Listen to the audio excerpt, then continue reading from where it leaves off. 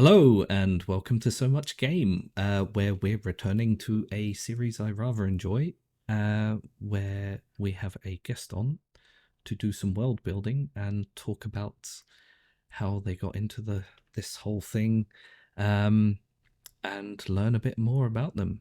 So yeah, welcome to Words That Fuck that. I always fuck up my intros. I cannot tell you how often I have to go Yeah. re-record intros. Welcome to Words That Make Worlds. And today I'm joined by the wonderful, fantastic, the other side, Sam Richardson, who you may well know from the Pest Control podcast. I think it's unlikely, but I hope that you do. I think No, our show is great.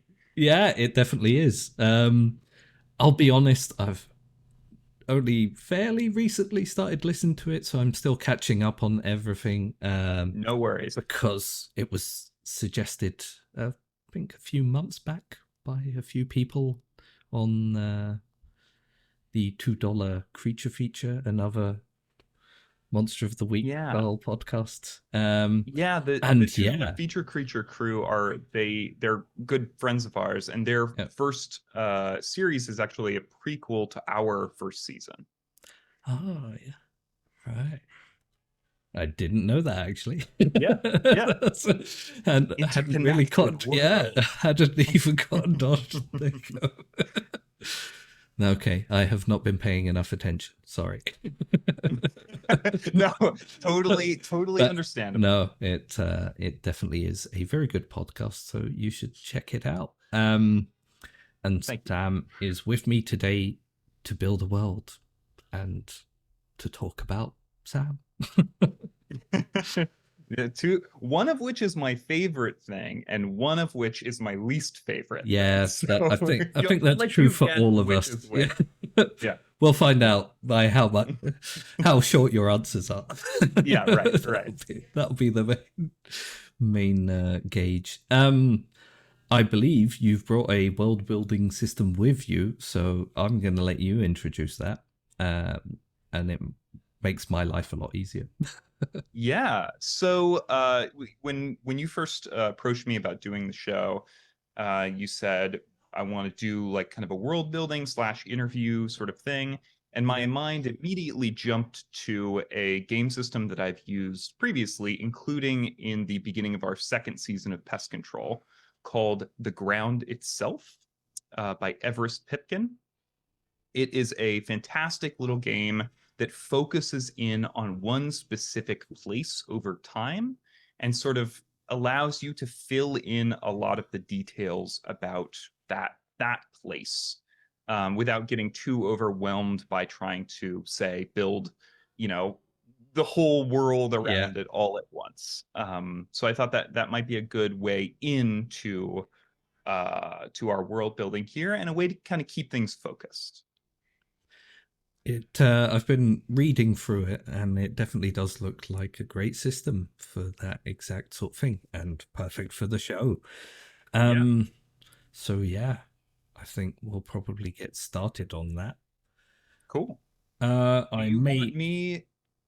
Sorry, go Well, ahead. I was gonna read through the summary of play for people listening at home, so that you get a clear idea of what we're basically doing as we go through things. Um, so yeah, initially you gather a group of people. That seems like a fairly obvious thing. Otherwise, it'd make it quite Done. hard. Yeah, Did that. yeah. And I think the first thing we have to decide is what the setting is going to be and what it'll be about. But we'll get to that in a Yes. second. Yeah. And then roll a dice to establish the length of time between the periods that we'll be discussing. But I believe we're going to be doing that a little more randomly than Yes. is in the core rules. And then you basically split up two decks. Well, a deck of card into two, into the faces and the numbers. And then, yeah, the face cards are what you use to initially answer a bunch of questions, I believe, Mhm. about what the place is. There's sort of And the then, setup. yeah, the setup part, and the number cards then are focused more on what happens in these periods of time that you'll be going through. And then tens, drawing tens makes time move forward or backwards, depending on your decision. And then, yeah, on the fourth 10, everything comes to an end, and you should have a fairly substantial setting. Yeah. And the fog, the glass that we're looking through fogs over. Yeah. And we let the world fade back into the ether. Yeah. Sounds perfect. I mean, that's what I'm doing with this background as well. Just going to Yeah, fade there you go. away in a moment.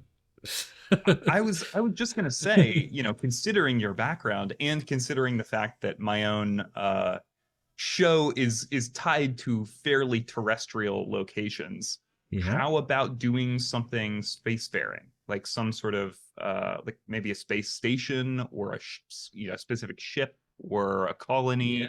What do you think? That sounds like great fun. It's Cool. definitely been a while since we've done a sci-fi setting, so yeah, Excellent. that sounds great. Excellent. So, what are you thinking? Space station, spaceship, colony? What would you like to do? I You're have in been charge watching. here. Okay, oh, a lot of pressure. I have been watching a lot of the HBO series Scavenger's Reign, which is a fantastic little animated show on HBO, following a group of spacefaring colonists in the far future who get stranded on a planet.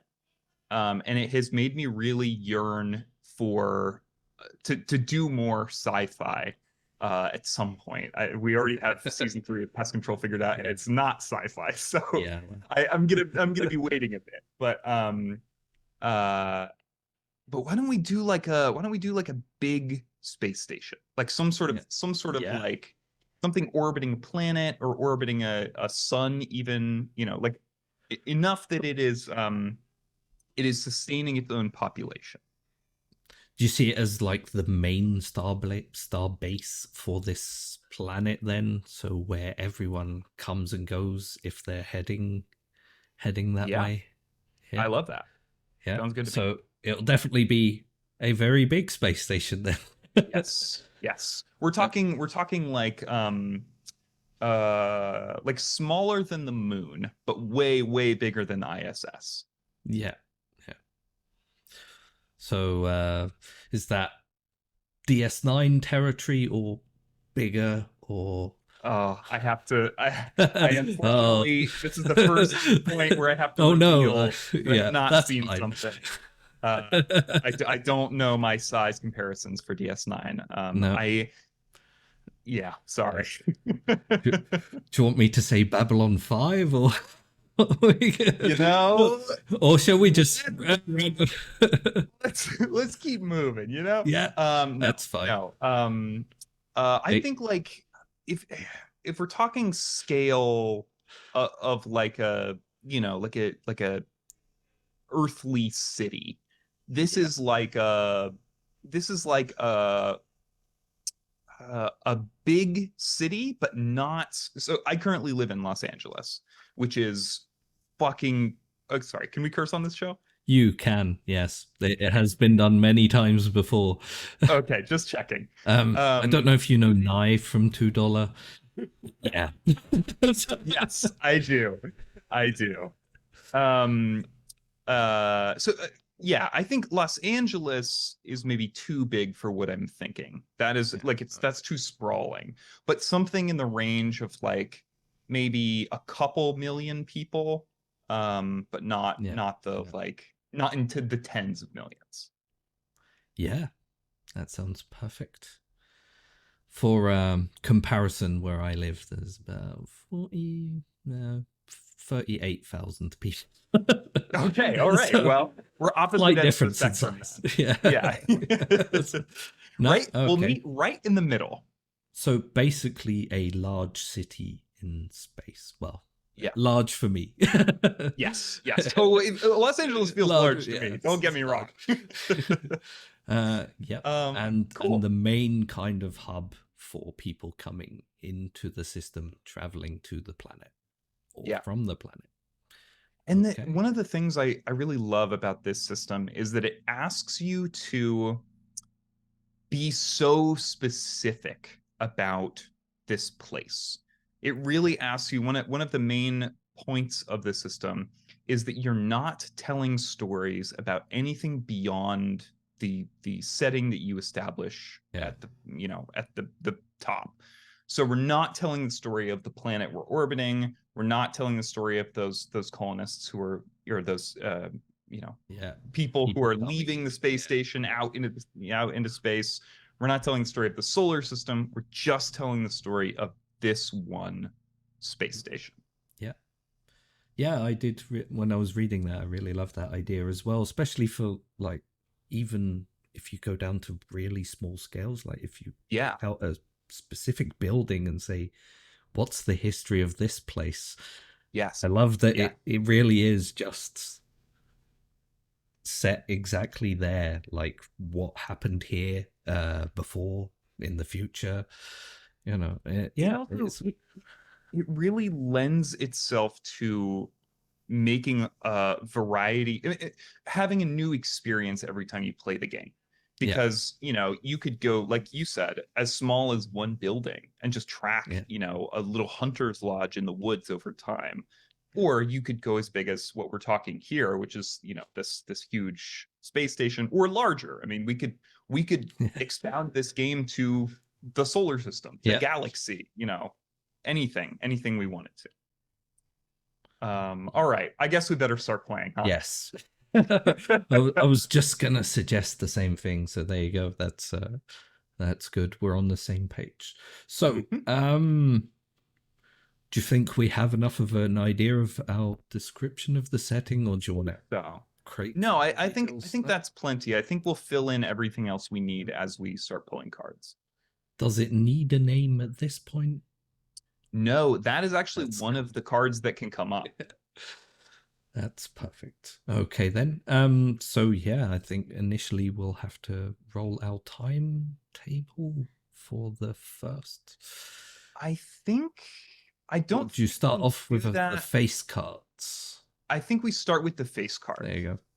I Um, really should let you lead this as you have a clearer no, it's understanding totally of okay. the setting. Totally okay. To be honest with you, I have I'm just not going to played ask you this questions.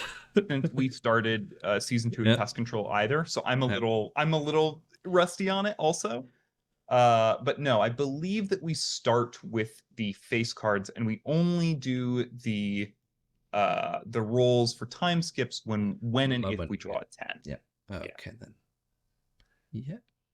In that case, I will let you draw one of the first cards. The Okay. deck on the left hand side is the deck of face cards.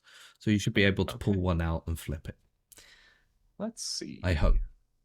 Otherwise, Let's find something has out. gone horribly wrong. And Okay, I have flipped the Ace of Spades. there you go. Which I think. Oh wait, no, hang on. No, that The wasn't meant to aces. be in there. Okay, yeah, the I'll aces. flip that Aces one go in the and other put one. it in That's the okay. deck. There That's you okay. go. All right. Now, I'm pretty sure I Okay. pulled out most of the other ace because I definitely paid attention to that. So there you go. That's There we go. Queen of, oh god, clubs. Yes, yeah, Queen of the clubs. Queen of Clubs. Okay, what was the greatest moment in this place's history? An innovation, a discovery, a revolution, a new sapling, the emergence of a cycle of cicadas? Oh man, this is a big one right off the Yeah. bat. Do Um, you think they had anything like this before? This space station? oh, good question. Because I feel like its if you're building a existence could have space been. station, Yeah. totally agreed. But I feel like if you're building something at this scale, you have to have tried things before, Yeah. right? You have to have built the ISS and then built Yeah. the one step bigger than that, and then slowly built things. Because we're talking about millions of people. I mean, you have Yeah. to find a Yeah. way to That's find ways to sustain those people, and you probably don't want to throw them all in there right up the top, unless unless we are unless we are playing in a dystopia here in Yeah. which these people are imprisoned or Well, we haven't got that far yet, but we'll. hey, we could go It that might have a long history. We don't know. okay. I think Oh, you know what it was? I think the greatest moment in this place's history was when uh flowers began to bloom here. that does Uh seem like a yeah. we hadn't they hadn't figured out um like agriculture in the right way or something. And then, it was like all at once, one, month or whatever, flowers started sprouting from like between the metal panels and like from under people's beds and stuff like that. There were just like flowers all over the ship. That sounds like a pretty fun month. Yeah, I mean, agreed. probably not if you're the maintenance crew on the No, space station. maintenance crew was pissed. Yeah. But everyone else, yeah. No, I like that one. Yeah. All right, you're up. Okay. Let's see what we get. Uh,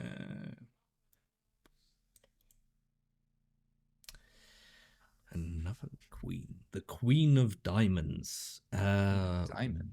What is valued in this place? What is it known to have in excess? Ooh, good question. It's another good question.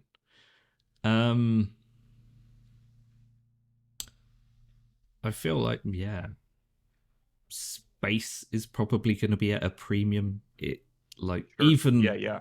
this level of space station, fitting 1 million people in there, just the amount of effort it will take to build something like that, you're not going to have a lot of room to build giant luxurious Totally. suites. Every I nook would and say cranny. not to the point where everyone is crammed into tiny sardine style little rooms or something like that. But I would say that large open spaces are probably the thing that is valued the most. I'm sure they have like some based on these flowers and Yeah, things that they've managed to get to bloom. They'll probably have big open park area somewhere on it. And right. if you're stuck in space all the time, you'll probably have a yearning to see some nature around you at some point. Yeah, So I would say that sort of big open space with a lot of nature would be highly valued. okay.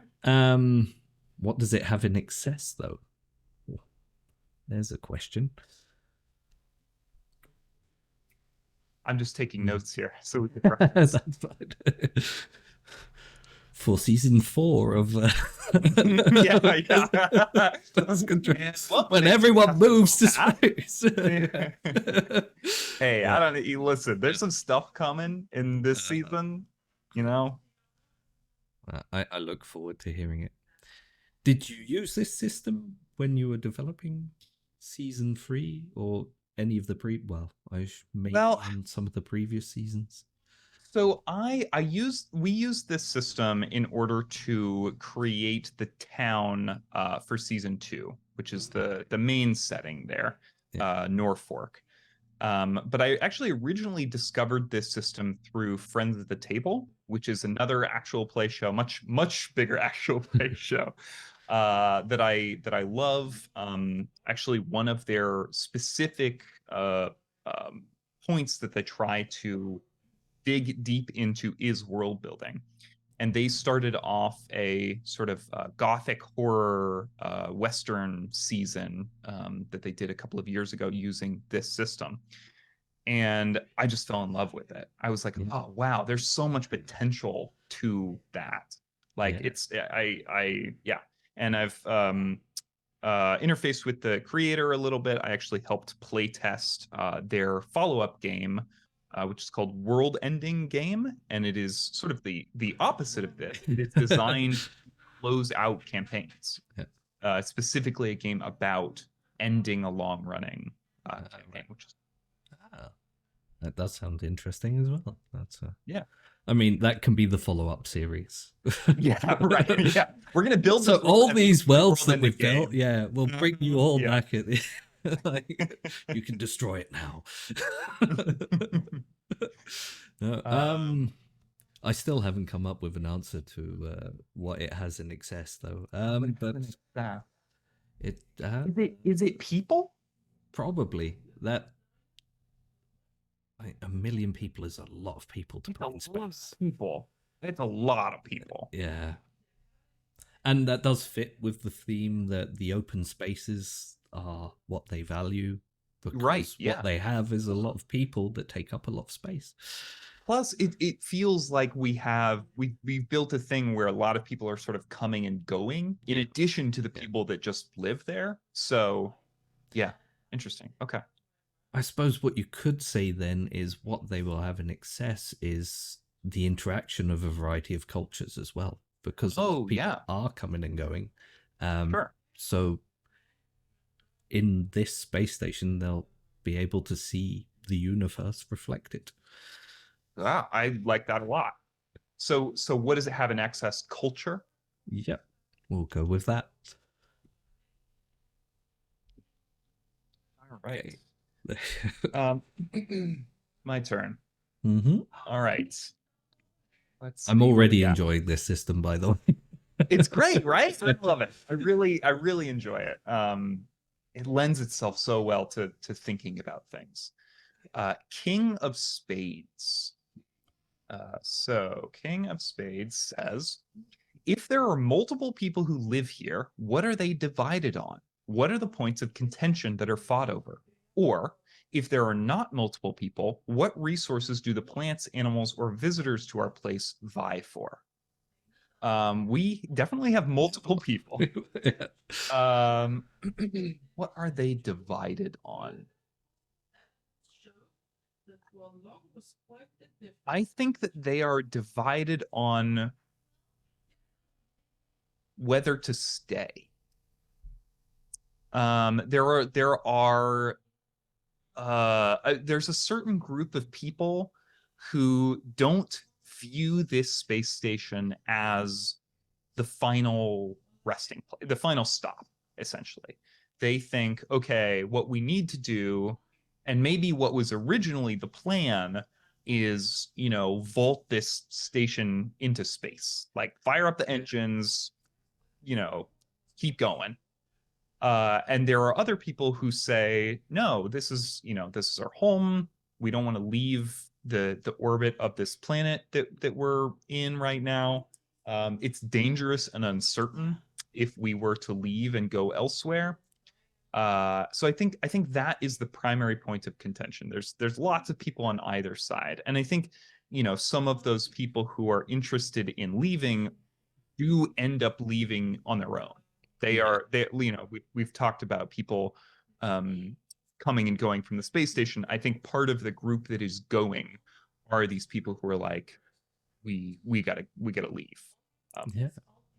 Yeah. So that adds to the background of the station a bit. So was it initially designed as a station, or was it designed as a multi-generational I think colony I ship? think that's it. I think it was designed as a colony ship. Like, I think this was intended to go elsewhere, and they got it into orbit, and who knows? Decided Who they knows what liked it happened? there. There was some decision made, or some, maybe it wasn't even a decision. Maybe it was just uh, they had, oh shit, it's going to take another year to refill the engines because we fucked something up, and so whatever. Yeah, Things got but I like that. delayed. I like that. Yeah, Well, I think it definitely was a colony ship. nice. Okay. Definitely getting see even in the initial bit of building around it, you already get quite a lot of detail. Yeah, yeah. I think these Let's questions are so finely tuned. yeah. Like, they are really they really prompt the kind of answers that make you picture a place. Yeah. Ooh, another spade. The Jack of Spades. Okay. What are the threats to this place? Are these threats to the materiality of the place or the people that live in it? Um, I'm, I kind of toying with using my maintenance background here and saying like the threat to the place is that it takes a lot of effort to keep it all running and it could Totally. The all fall upbeat. apart. Yeah, yeah, I love that. Especially being that it probably wasn't designed to stay there forever. No, that orbit is tearing it Yeah, apart. the idea was it was meant to travel somewhere, and then they were probably going to use it to build whatever initial colony they were going Right. to. So in this case, yeah, the biggest threat to it is keeping it all running before bits and pieces fall off of it. And I that love is that. also I a love threat to the people who live there.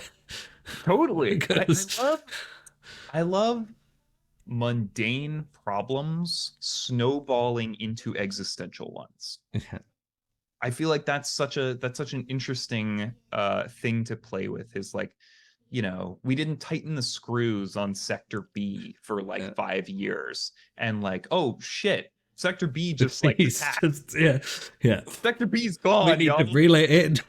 Yeah, Exactly. yeah. Okay, cool. Yep. Okay. So there you go. Throw it back to you now. All So, right. do you spend a lot of time doing this kind of world building? Do you do it specifically for projects you're working on, or do you do it for That's a fun? that's a good question. I definitely do it for fun. I have always been someone who has been pulled towards creative projects. Even as far back as, when I was a kid, I I I I feel as though I am in some ways a well of stories. And I just have like they just Yeah, come up sometimes. yeah, They just bubble. I remember specifically as a kid constantly thinking about the the ways the world would be different if one thing were changed.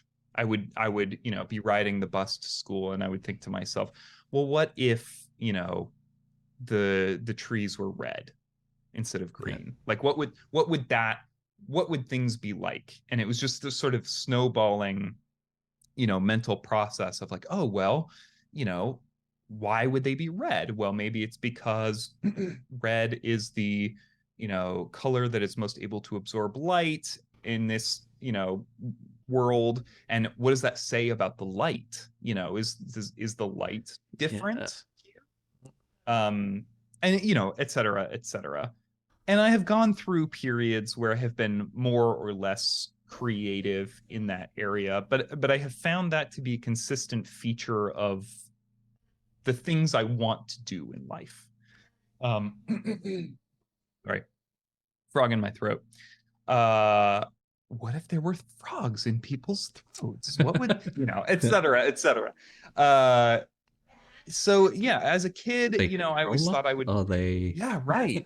Are we Is it a using them symbiotic to relationship? Is it? using them Yeah. to digest our food? Like, can we eat new things that would be poisonous to us if we have the thought? Anyway, Yeah. um, when I was a kid, I thought I was going to be an author. And in some ways, I don't think I ever really gave up on that dream, even though I don't think that is professionally what I'm going to be doing or what I have been angling towards, at least for the past 10 years. But I have found other ways to express that, and one of those ways is tabletop games. I think tabletop games are a great avenue for that creative impulse and a great way to do it in a way that's sort of low stakes. If you're publishing a novel, or even, if you're making a show, an actual play show, there's a certain degree of professionalism that you have to bring to the creative process. Whereas I think in tabletop games, at least for myself personally, I have felt very loose in my creativity.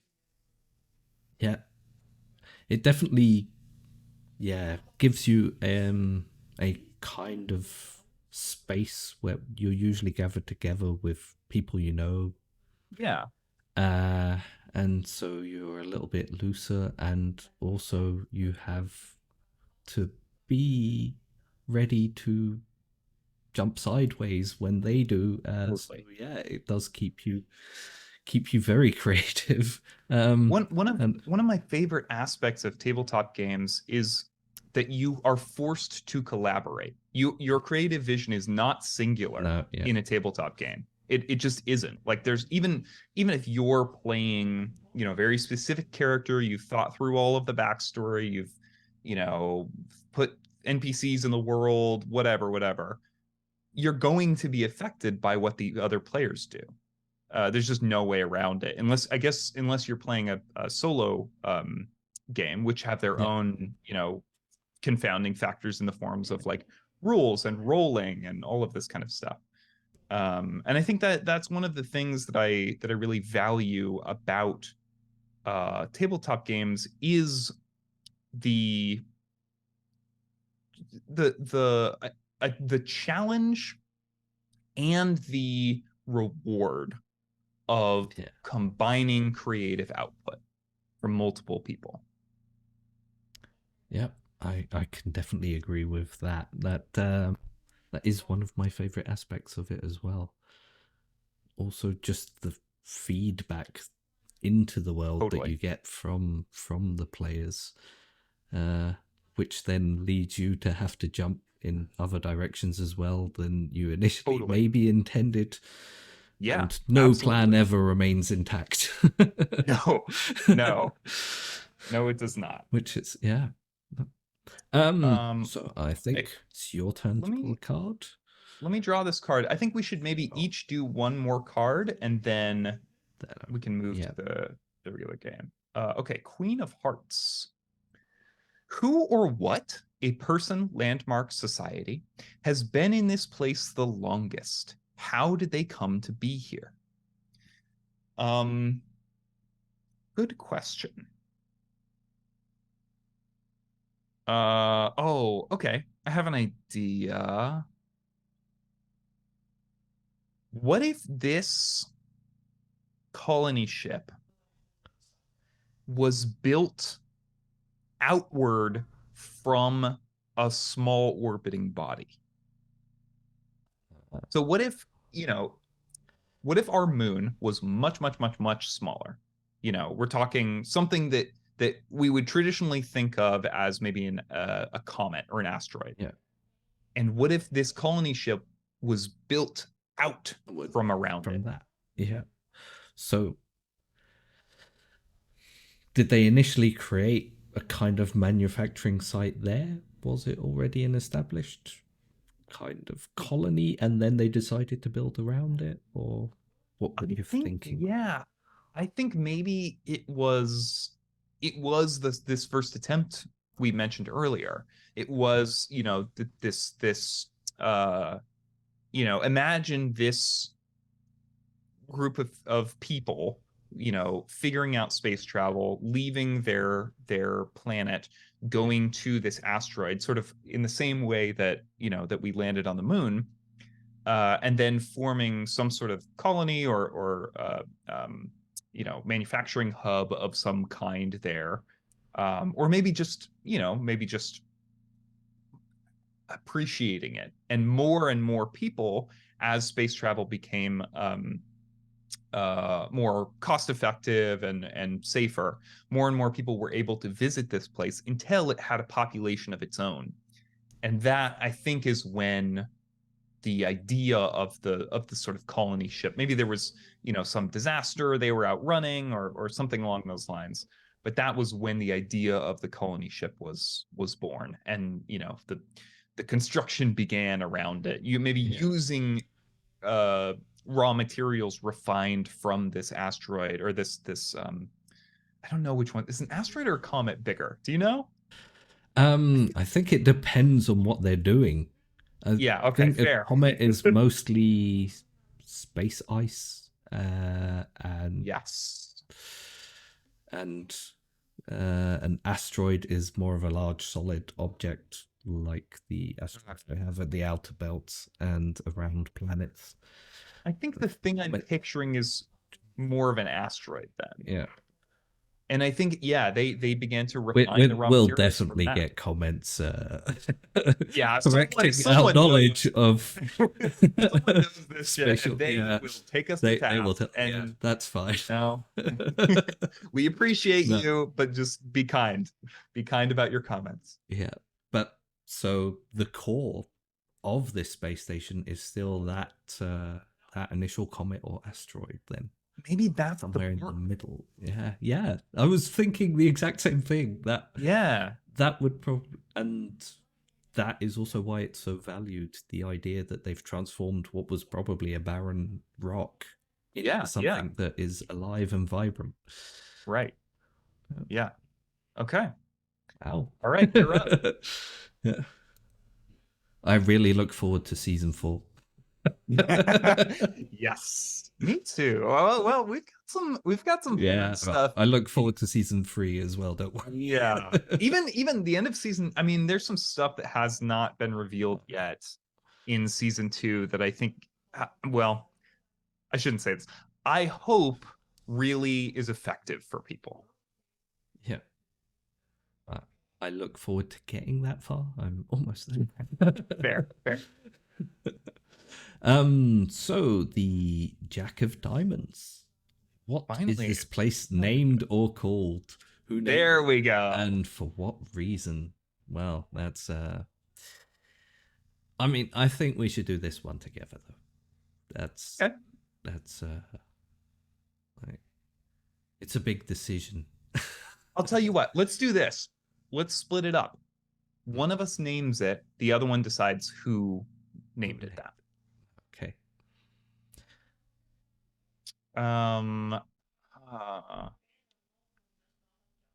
Name wise, what do you think they were thinking at the point when they named it? Were they already thinking towards the future? Was it something hopeful? It's a good question. Or is it somehow related to this asteroid that they named it around? Like if we turned the moon into a colony ship, would we call that ship the moon? Or would we rename it something? I mean, I think in the English language we might like transform it into Luna or something. Sure. Probably because it's still the moon basically, but right. We're giving it a more poetic name to it. So they may have done some. What was the asteroid initially called? That's maybe great question. Maybe a question that we can. Did they just look up and call it the moon? Was it? I mean, that might be something that it's just outside of the scope. But are there more of them in orbit? In which case. Okay, I have a pitch on a name. Yeah. I'm thinking like the moon. I'm thinking about our moon being a source of light in the night, and about how this asteroid probably served a somewhat similar purpose, in the lives of the people who originally lived on the planet. Is there something about like a candle or the candle or something like that you know, like especially because the original plan was to send this thing out into the depths of space. You know, I just feel like something about a candle in the dark or something. Yeah. The wick. Ooh, the wick is good. The only problem is is awfully close to a thing that they did on Friends at the Table using this exact game. I think no one can blame me for plagiarism because, to be fair, no, I didn't know. I do like it though. Because then when it initially arrived, they were going to light it and create it. Oh, it's awfully good. Awfully good. What about What are other parts of a candle? what about the fuse? Yeah, yeah, I guess that because I'm thinking like what you said made me think of how if they were intending to light it, they were intending to spread its influence, right? yeah, So if we say the fuse, I think at least to me that conjures to mind a connection to like an explosion or like a an exodus of some kind. yeah, What do you think? yeah. I could definitely see this as being like an idea for this is the start of something. We're not going to end at this point. Yeah, This right. is an initial jump into the dark, and then from there on, we'll spread out. So yeah, I Yeah. do like the fuse. Yeah, Let's call it let's call it the fuse then. So okay, so I feel like I did yeah, that. you've named it. What is who named it? I mean, it's a very big project. Mm, And I think it would have been a collaboration between the people already living sure. Yeah. on the asteroid, and probably yeah, a large group of collective uh, space organizations or spacefaring organizations and governments, and just I think it was a thing where the idea for it spread and created an idea of hope, Mm, um, because the idea that you could create something like that and then go out and create more worlds where people live, yeah. is probably it's a fairly optimistic idea Absolutely. based And on it everything that could possibly go wrong. So yes, true. Yeah, in some ways I wonder like if it people never make leaves. fun of the name now. Yeah, You know, yeah, now, especially now because they're it's like, yeah, oh well, it's all falling yeah, apart. You know what I yeah. mean? I think maybe some people nowadays call it the dud as a joke. Oh, that's great. That's 'Cause, great. Yes. That's great.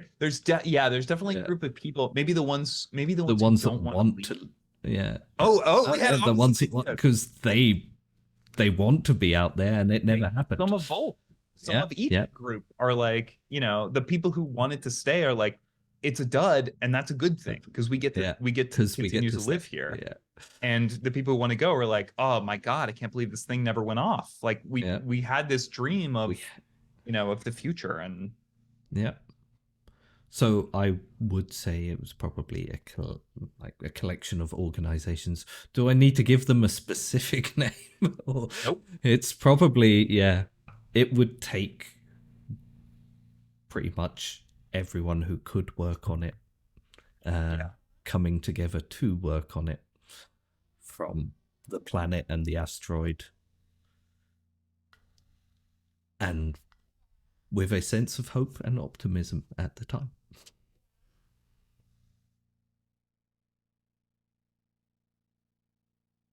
Who Cool. I, knows I what love its that a history lot. will be? All right. Well, with that, shall we jump into the game itself? Yes, that seems like an Okay. idea. So, going forward, we are going to draw cards from the numerical pile instead of the face card pile. And each consecutive number that we draw, so for instance, if I draw a one and then you also draw a one, that will there will be different questions for that. So, like the second one has Yeah, a specific question that sort of builds on the first one, and the third yeah. one sort of has a question that builds on those previous two. I do like the way that's structured as well. That you get sort of you'll have certain things that will build up, and you'll have Yeah, almost a complete answer to a whole range of questions that are similar, and then you'll have other things that you've touched on right. because you Things just things one card like 1-2 or something out of the entire right. game. I think And it does a yeah, good job building loose ends. yeah, and I mean that's where the fun is, isn't it? Totally. Yeah. The other thing that is worth mentioning here is that if either of us ever draw a card that we're just not really interested in answering, we can put that card to the side and instead enter a focused situation, which is an opportunity to do one of these following things: tell a story, throw a party, discover something, see an omen, leave the frame, so that is our space station, or move on, skipping this turn. So if anything ever comes up that we're not interested in, we can do that. And All right. will just mention for people watching along at home who might be interested in giving this a go. It also has a coin which you can flip as a consent mechanic, in case you Yeah. get to any questions that or answers that make you feel particularly uncomfortable, or you need to talk about things. That's Yeah. also built into the game. Yeah, I'm a big believer in consent mechanics in tabletop games. I myself have been on the other end of situations where I felt like I can't bring something up, or No, yeah, something that is happening in the game is uncomfortable to me. And I think those situations are so antithetical to the idea of tabletop gaming. yeah, definitely. Um, I mean, the idea so behind it is a kind of communal fun. So yeah, Exactly. It's a collaborative medium in which everyone should be comfortable with everything that you're doing at the table. So, for those of you at home, if you have not implemented safety tools at your table, even in your home game, yeah, I would really recommend it. It's very simple, and it allows for a great sort of escape hatch. If anyone at the table feels uncomfortable. yes, definitely. Um, yeah. All So right, shall I get draw this the first going. card? Go for it. Let's see. Our first card is an 8. And I'm just going to stack these along the bottom here. Yeah. Yep. So, Don't worry, no one can see them. okay, the first 8. What does success look like in our place? What do the inhabitants want? I think I that's going to think, be divisive already. Being yeah, two groups that we've created. I think, hmm.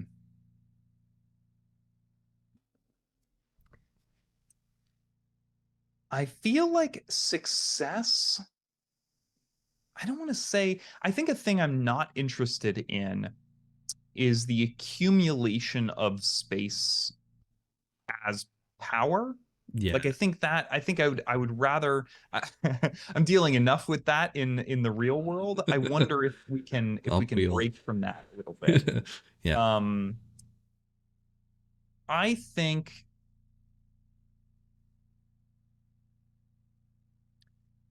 I think success looks like being welcomed in more parts of the ship. I think that this ship is vast. It has its own subcultures, of course, as any large place does, as any even small place does. Yeah. Um, and I think the people can be insular depending on the portion of the ship where they are from or where they spend the most time. So I think being welcome among more of those people and in more of those spaces is considered success. I think there's a real social element to Yeah. success in this world, and I think that is what the inhabitants want. They want to be welcomed in different places. Now, being welcomed can mean a lot of different things. You can be welcomed because you sell a valuable thing for a fair price. You could be welcomed because you run an illicit, like animal fighting ring or something horrible like that. You know what I mean? Like I think there's lots of ways to be welcomed. And this isn't necessarily to say you are welcomed by all inhabitants of that place, but more there are people in every portion of the ship who know you and Yeah. welcome you. Yeah. Okay then. We'll go to the next card. Also, talking about success, feel free to tell everyone about Pest Control. Oh, thank you. Yeah, I do consider it successful. So Pest Control began as a live stream on a channel called Q Times, which is now called Alt Haven, in 2018, I believe, or 2019, actually, I think. And I was at the time playing in a different live stream, a Kids on Bikes live stream, with my friends and fellow Pest Control players, William and Jonas. Sorry, give me 1 second. No.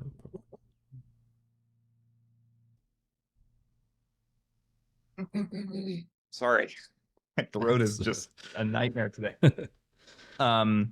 William was GMing that game. I was a player in it, and I had a fantastic time. They are both absolutely incredible improvisers. Both of them, they went to college together, and both of them did college improv.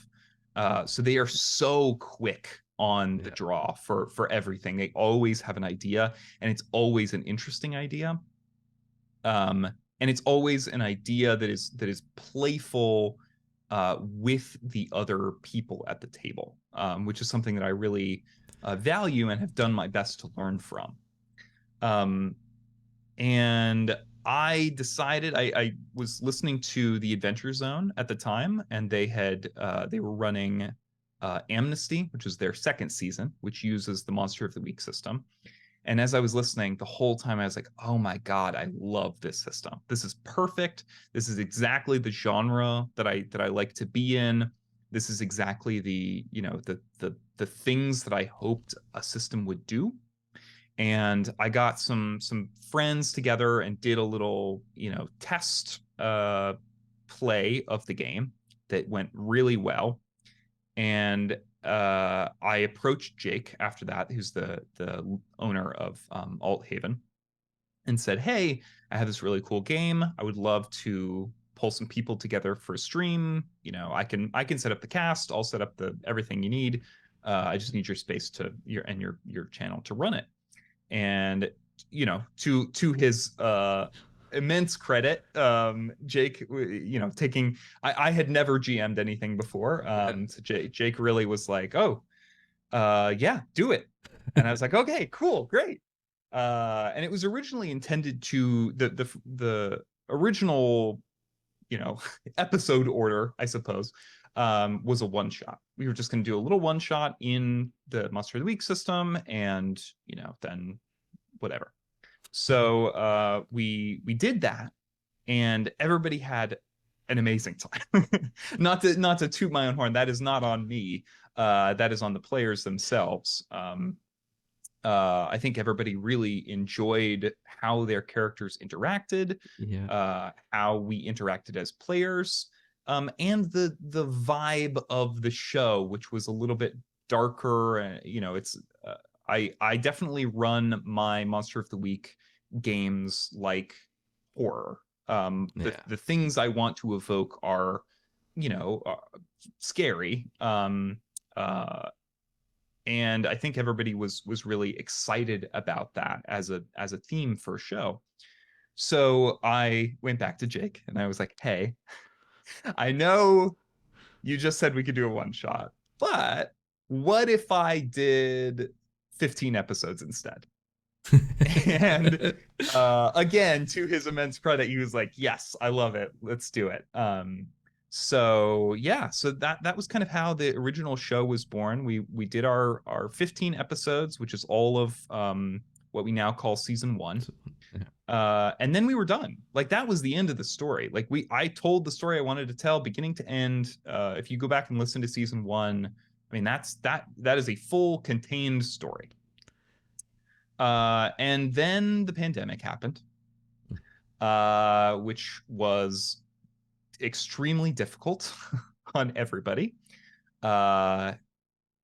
And we had continued to kind of do some live streaming for Q Times for a little while.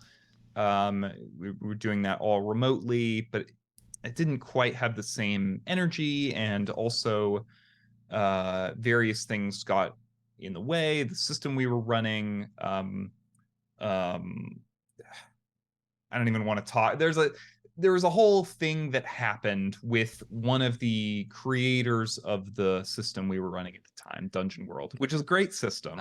Yes. But there was some, one of the creators did some untoward stuff to his players, or one of his players, on live stream, and we all were kind of like, feels a little weird to keep doing this right now. So we ended up sort of setting that to the side, and we were all kind of like, okay, we should try to pick this up at some point.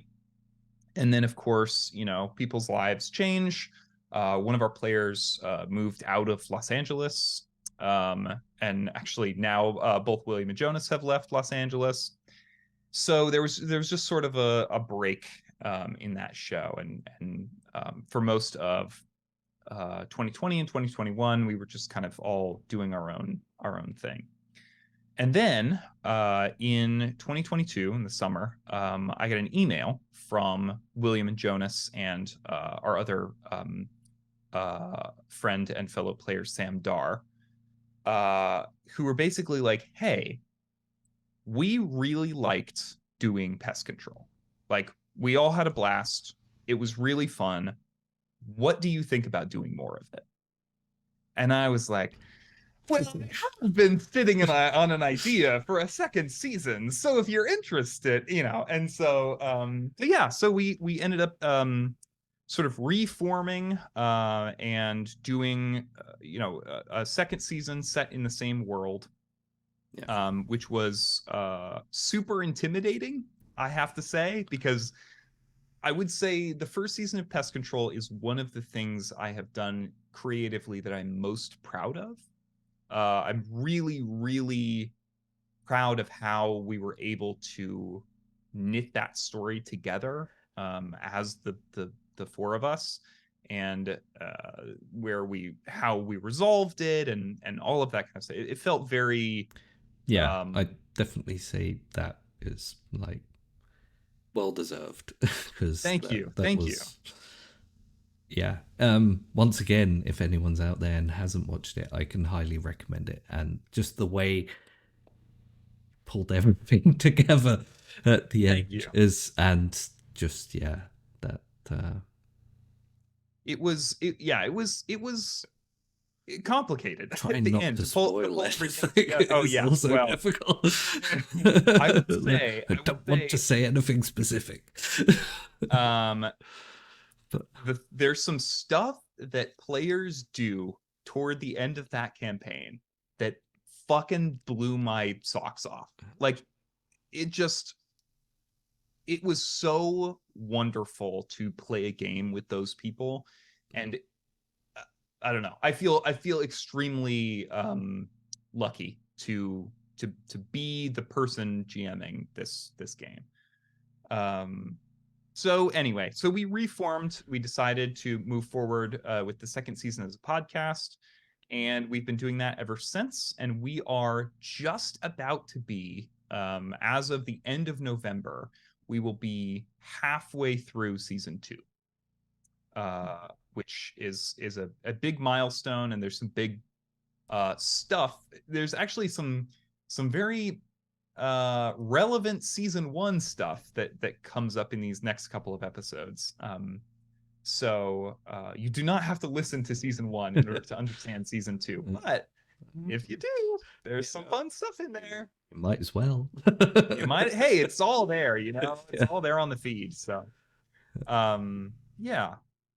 Anyway, that's basically Pest Control. I'm extremely proud of it, and also extremely stressed about it. Not to get too personal here, but I have an anxiety disorder, generalized anxiety disorder. And I think the trying to return to something that I was really proud of, I think really stressed me out in a way that I think I have ultimately learned to work around. But I think initially I do think it was I was too uh worried all the time about everything we were doing. Um and I think like that's not a vibe that I want to bring to a show if I can help it. So, for all of you out there, go to therapy. It's great. It helps you work through stuff like that. Comes highly recommended. Assuming you can afford it, which obviously not everyone can. I am very in a privileged position to be able to do that. Other But healthcare providing systems are available. Sorry. yeah, I mean, yeah, it's worth checking out. But yeah, I don't know. It was a really I'm really proud of all of the work that I have done on this show and that everybody else has done on the show. And I think you should listen to it if you haven't. It's I think I it's good. mean, yeah. Like I will say, just maybe to help with the anxiety a little bit, I definitely don't think that season 2 is below season 1 in Oh, thank you. any regard. It's That definitely that is say that is very kind of like, you to yeah, say. Yeah, I think what I've heard so far, because not that oh far. yeah, maybe But it takes a I mean, nosedive towards I the doubt it. I really doubt that. No, I um just, and especially seeing as you were saying, like when you started season 1, you hadn't GM'd anything before. That's well, it was well I hadn't GM'd I'd only GM'd Monster of the Week one time. once, yeah, I had been running a sort of D&D campaign in college that I was GMing, but I still would not say that I was necessarily prepared for GMing in front of an audience. yeah. Like It's I think that has its own uh necessities. I mean, we all really had to recalibrate our brains when we moved from, obviously doing the first season as a live stream and the second season as a podcast, yeah, because those mediums, even though the outcome, the thing you're watching at home is pretty similar, the act of doing it is so different. One thing we really had to sort of incorporate when we moved to season 2 and to doing a podcast was the ability to just stop, to just be yeah, like, yeah, hey, we can just stop and talk about this for 10 minutes and just yeah. like see where we're at, or see if we want to move forward with this thing, or if we want to, kind of shift some things around, or whatever, which is both a really amazing tool to now get to be able to use, and is also uh, a Pandora's box. Because you could be like, let's just re-record this whole episode. We have not done Yeah. that, but you could do that. Yeah, Whereas with yeah. live stream, you pretty much, the thing you'll You're stuck say, with the moment that that you've and you gotta created. figure out how to make it all work. Yep. You gotta, I've for the end of season one, I went back and watched all of our the four arcs before the finale, and took notes on like stuff Yeah. I needed to fix or Yeah. resolve. And then so I know the you feeling. can tell, yeah, right, exactly. You can tell in arc 5, I'm doing a lot of like, okay, I'm gonna hit that point, I'm gonna hit that point, I'm gonna hit that point, in a way that I think ultimately came out successfully. But yeah, it's just like in a podcast, like when we're doing season 2 of Pest Control, almost every episode I'm doing pickups, because I know something that happens, an arc from now, or 4 episodes from now, that is going to be relevant, or that we decided to change, or whatever. And so I'm doing a lot of little pickups to just, and you can probably, if you listen closely, you can probably tell, you can probably hear them. William does a very good job mixing the show. So maybe it's just me. Maybe I just know where they are. So I hear I think something. that helps as well. Like it Yeah. is Yeah. also just a aspect of you know exactly where that was and Yes. you notice it. Yes. But yeah, I don't know. It's very different mediums. It's very different mediums. Sorry, that was an extremely long answer to a very simple question. It's what we're here for. The long answers and giant space stations. The fuse. Yeah. All right, I think it is your turn. Yes. I pulled a card in the meantime. Oh, yeah. And it ended up being a six of diamonds. So there you Okay, go. our first six. Our Ooh, first six. I'm looking at this question. Yep. Uh, what is the most horrible thing in or about our place? Now this is where world building really gets Yeah. good. I love to torture all my little guys. uh, yeah, that is half the fun. Especially if you're playing Monster of the Week, Oh yeah, that are you really kidding? allows you to torture them. Oh, I'm throwing all kinds of nasty shit at my players. Um, hmm. What are we gonna do with that? We're in space. You have. Horrible thing in or about our place.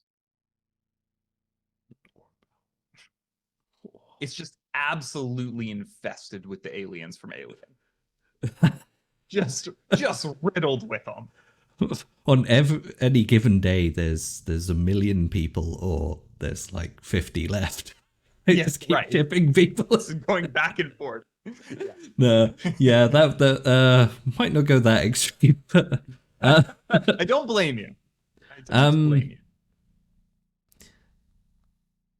I think one of the most horrible things is there's like a lack of guarantee of services at any given moment because of the state of the station. Oh, interesting. Like it's tough to get food and water kind of thing? Everything. You could be Interesting. walking down a corridor and all the lights go out. And Yikes. you're there in the dark and it's getting cold because the heating's gone off. um, uh, and yeah, like on any given day, it's a nice place to live when everything's working fine. Mm-hmm. But when things aren't working fine, it's probably horrendous and could be kind of up. Yeah. Is it like, are we Because you're in talking space, so you know if right? things start malfunctioning, Yeah. you Don't can't go just step outside. right. You can't go somewhere else. So are we talking truly random stuff, or are we talking like a rolling blackout kind of thing where they're like for instance, That's are the people I think controlling the ship trying to like reserve energy by like turning off certain sections or whatever? Or is it like, yeah, I sometimes the yeah. wiring fucks up and like section B goes, all I the think health it's systems definitely turn off. partly the second one, but I like the idea of the first one, especially with the idea that they're definitely trying to guarantee that Mm, the necessary environment remains for the center. This asteroid where they've built plants, right, trees. right. Yeah, that's the food. So That's yeah. where we grow our food. Like that's gotta stay alive. So part of it, like the horrible thing that oh, maybe this you get a message, Mm, like next month on those days you're not going to have any water, or next month on those days we're going to turn the lights out on your section for a bit. So you is have this a kind of time to prepare, but you know that it's coming. right, right? Is this the kind of thing where the people know that the, whatever higher ups there are doing this intentionally? Or is this like people are like, oh, they're warning us that like the lights will go off in section B, but like they're not doing it? Like, do people think that Do people know Yeah, that the higher ups are in charge of turning these things on and off? that's a good question. Do we? How do we think the people would feel towards providing more energy for that one section where all of the nature is? Yeah. So In it my feels head, like something. Yeah, they're no, sorry, probably go ahead. keeping like it's a random power. Well, not quite Yeah. random, but we know that there's going to be maintenance in that area at that point, and we can't do anything about it. Right. Right. Rather Yeah. than, yeah, no, we're turning the lights out so that we can make sure those trees stay there. Right. Cool. Yeah. I love that. I Oh, feel wait, like I'm really being too maintenance based at this point. no, no, this is great. Oh man, you truly hate to see a ruling class in charge of who gets water. Yeah. That's not great. And also, by I'm the way, trying not to those, make it dystopian, but I just did. hey, it's also like we've said already success looks like being welcomed in most of these in more and more parts of the ship, which means the people in charge here are probably the ones that are most welcome in all these parts Yeah, of this ship, and so but they they know know. the people that they're turning the electricity off to, Yeah, or or saying you won't have water next month. And it also, I feel like that this is probably also going to helps build that community idea, because if you know absolutely the lights are going to go off, or you need to rely, or you have no water for a few days, you have to rely on your neighbors in a different absolutely. section. And Well, this is what I was just gonna say is like it feels to me like this the people on this space station are probably almost nomadic. Like yeah, they probably yeah, move between sections of the ship as certain things get turned off or turned on again. If you're living in a spot with no water, it's very difficult to to live. mm, So you might know somebody, you're in section B, they're yeah, turning off the water next month. You might know somebody in section A, and you're like, hey, can I come stay with you for a month yeah, until my water gets turned back on? And then when yeah. you get your water turned off, then you can come stay with me, kind of thing. There's probably definitely an aspect of people who, like everyone who lives in the station and has their own space, probably has guest rooms specifically for Yeah, that purpose, yeah. knowing And it's that like family and we friends might will come to stay at some point. right. And we might look at something like that and be like, I mean, this speaks to why having so much space doesn't necessarily mean success, No, because maybe yeah. a lot of people have space in order to accommodate their community, the people that they know or just the people around them. um yeah, okay, And cool. being welcome is also going to be an aspect of, Yeah, you have places to go if. exactly. Yeah, if nobody fucking likes you, guess Yeah, what, you get you're stuck in the staying in section the with no dark. water. Yeah, Like, oh yeah, well. good luck. Yeah. Okay, great. And that's when the xenomorphs come out.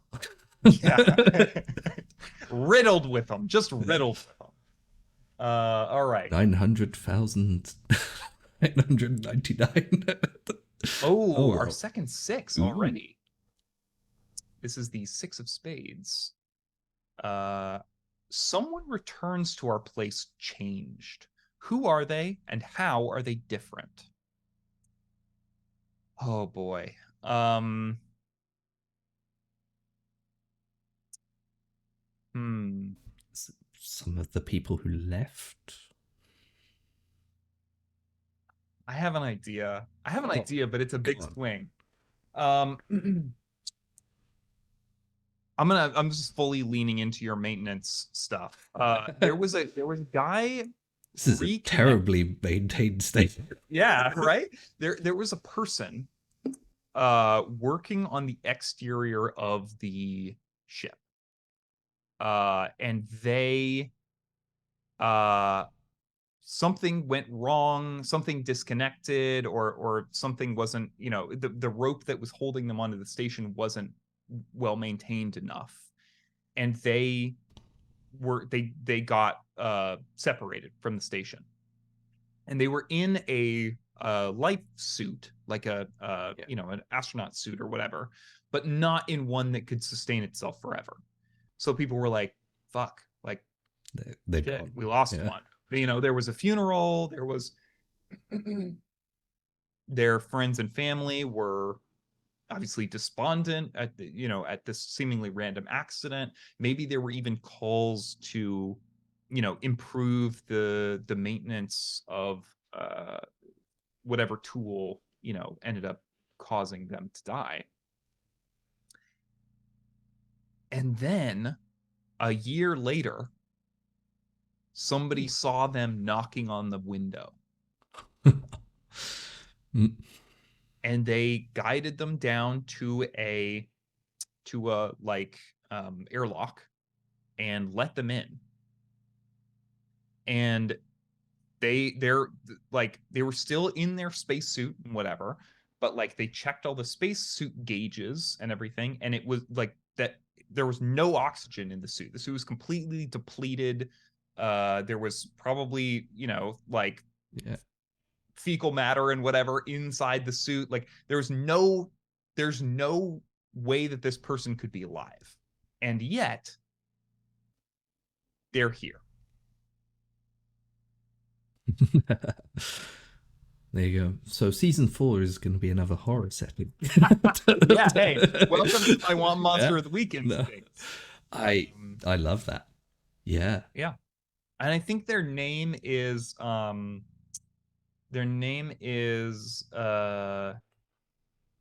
Jason. All right. You're Yeah. up.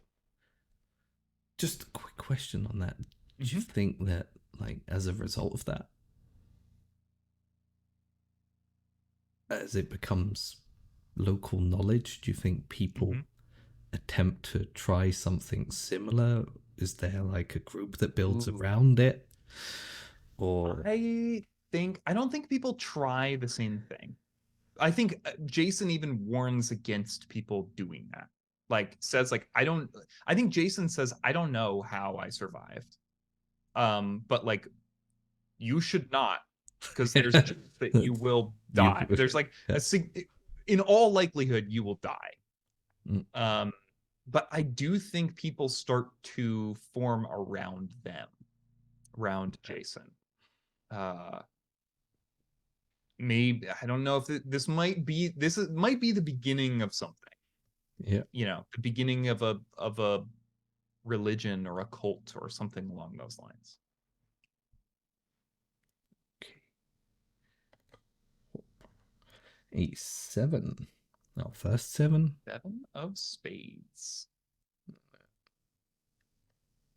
Be difficult and just move these a second and put the 7 in between it. I feel Because like we have an after 8, a 7, and a yeah, 6. organized. I feel like after this one, we should maybe Yeah. just call a 10 so that we can Yes. see what that Yeah. looks like, See because what there's that. some stuff that we need to do Yeah. on a Okay. 10. What is the most beautiful thing in or about our Aw. place? Wow, you got the most horrible thing and the And the most most beautiful beautiful thing. thing. That's cool. That's cool. Like, do we want to go with nature versus this big iron or steel creation that they've created, or could we go with something like the engine that powers it is Ooh. a giant glowing orb that looks Ooh. something like the background behind me, Oh, it's like a and people nebula. just like to come and look at it because it's just there and thrumming, and it looked Whoa. like the endless space that they can see from, but more colorful. That It's ruled. the yeah, it's like the potential of everything that they could be looking for out there. So for the Is it? people that want to leave, it's kind of a driver Yeah. to go, Yeah. look, we can find this. Why don't we Right. just go It's out out there? there. Yeah. Yeah. And to the people who don't want to leave, they go, well, it's here. I can just come and look at it. Right. What do we need to leave for? It's right. Yeah. It's right in front of us. Is this something? Because when I think spaceship engine, I think oil and darkness and heavy Yeah. bass and the thrumming of machines and wearing ear protection and eye protection, you know, cranking things with tools down far in the depths of the thing. Yeah, yeah, that Is sounds this all like, very familiar. is this like the opposite? Like, is this like No, yeah. really on display in some central location? Yeah, I think it's a big open plaza, and in the center you have like this suspended orb that's Wow. connected to a bunch of power conduits that go all over the ship and do a bunch of things. And there's always That's people there sick. working on it, um, but it's there, hanging there, just Can I humming. can And I can I give you one small yeah, change go for it. idea? What if it's not an orb? What if it's shaped like a tear? Yeah, that's Like a great. massive tear, and it just has these Just tubes coming out of the top out of of it. the top. Yeah, I Yeah. like that. Yeah, that's great. Okay. Cool. Wow, Yeah. that rules. I want to know more about that. So Uh, just to yeah. lean into that, like how often have you had, or what was your favorite tweak that you've had that a player has come up with, for instance, and thrown out there, and you've gone, wow, this is why we play the game. Great question. Oh, that's a great question. I will give you a very specific answer. Um, and it's a little bit of a spoiler for what's happening in season 2 currently. I will do my best to avoid the spoilerific nature of it, but Everyone at home, put your fingers in your ears now, or just yeah, stop watching. yeah. Stop. I will do my best to avoid spoilers here, Yeah. but um so when we were playing a downtime episode after the second arc, and Sam's character, Sam Dar's character, Nami, is this sort of she's this angelic or cherubic figure who hails from the garden, which is a sort of, you know, alt reality of led by this sort of nature goddess. And the primary driver for Sam's character is that she was here to stop the events of season 1, the end of season 1, which there's this huge thing that happens, and her Yeah. character was sort of sent on a mission to stop that in the first place, and just didn't. Just sort of got distracted and ended up not doing that. So there are other people in the story in the second season who are unhappy with that decision. And there are several people who encourage her to go back to the garden so that she can face justice for not following up on this mission. And I always was kind of throwing that out to Sam as kind of like, oh, you fucked up. Like, they're gonna hold this over you, this sort of Damocles over your Yeah. head. Like, you never went home, and you know, I can't believe that you would just abandon your whole world and whatever. And we were playing this downtime episode, and you know, these people were giving her character shit about that. And she was like, okay, I'm gonna go home. And I was like, sorry, what? Oh. Yeah.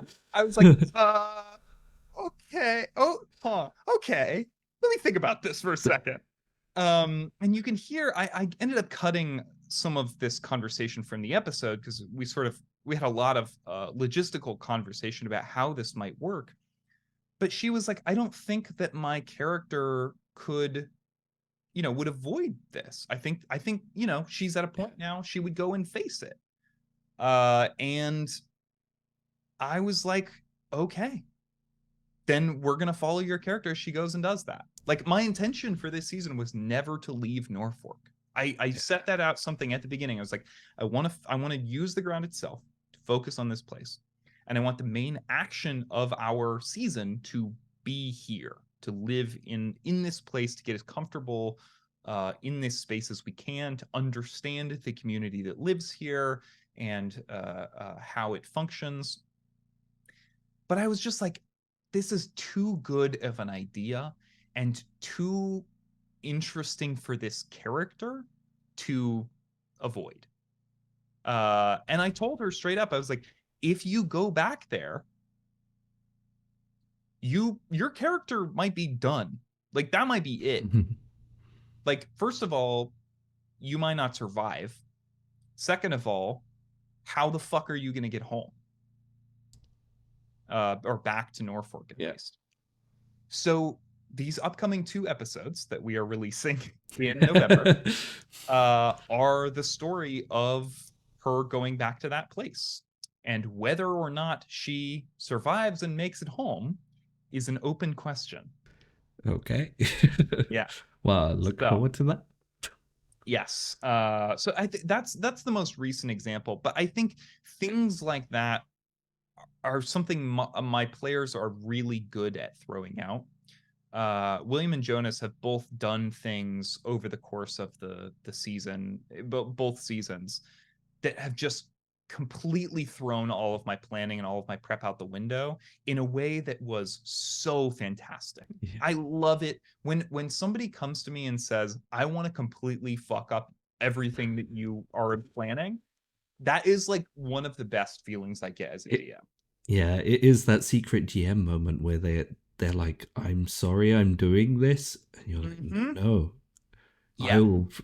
This is what I live for. William has pitched me something for later on season 2 that I can't talk about because we haven't even recorded it happening yet. Okay. But William has pitched me something for later in season 2 that is exactly in this vein, and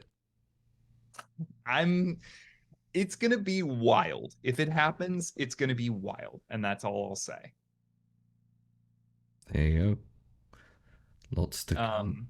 So I think we're gonna draw a 10 now. Oh yeah, let's do our 10. So let me 10 appears. 10, a big 10 appears in the sky. Everyone says, "What the fuck?" Jason, do you know what's going on?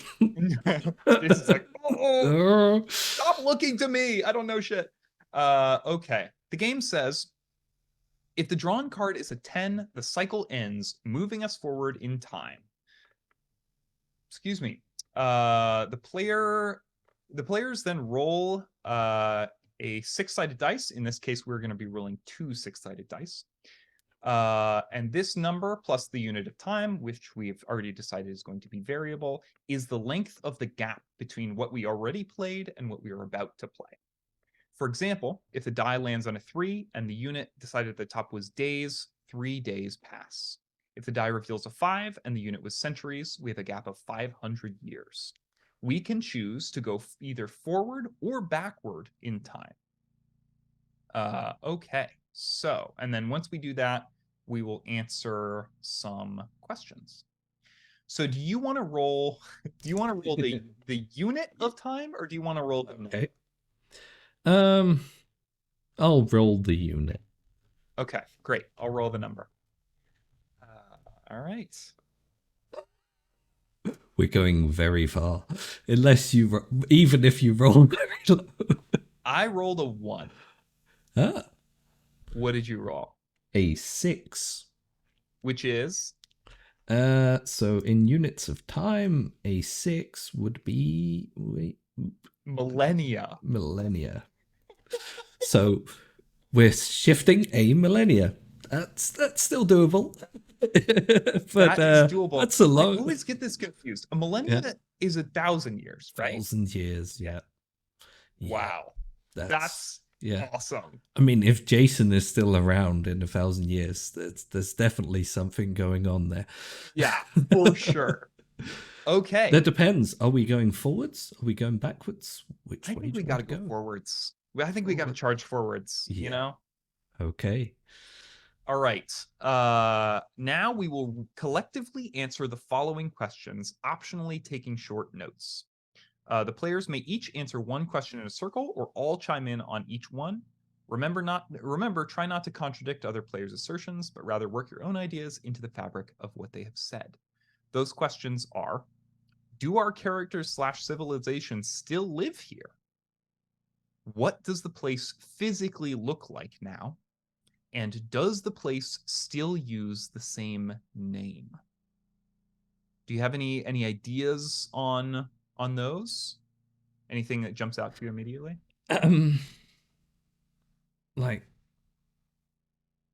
what it physically looks like, I would like to Yeah. think that